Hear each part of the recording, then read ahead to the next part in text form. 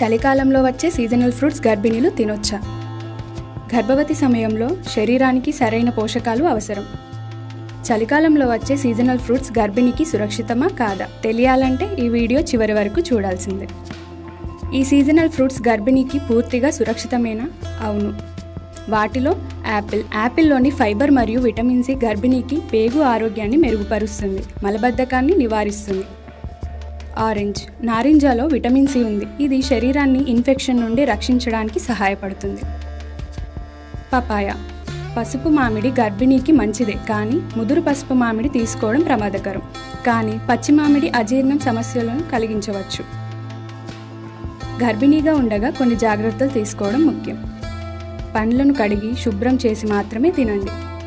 చాలా మధురమైన ఫ్రూట్స్ను తక్కువగా తీసుకోవడం మంచిది, ఎందుకంటే అధిక శరీర బరువు పెరగడానికి కారణమవ్వచ్చు.